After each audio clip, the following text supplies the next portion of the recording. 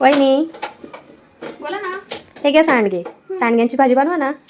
चला चालते बनवते. ठीक आहे. 2 मोठे बारीक चिरलेले कांदे. कांदा हलका ब्राऊन झाला की त्यामध्ये लसूण आणि आलं टाकायचं. 2 ते 3 चमचे सुकं खोबरं. हे सर्व चांगलं परतल्यावर गॅस बंद करू आणि थंड झाल्यावरती वाटून घेऊ. अर्धा चमचा हळद, 1.5 चमचा लाल तिखट, 1 चमचा धना पावडर, अर्धा चमचा कांदा लसूण मसाला, 2 चमचे खानदेशी चिकन मसाला.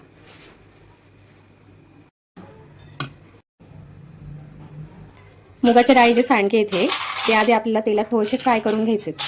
कशी लाल झाले काढून द्यायचे.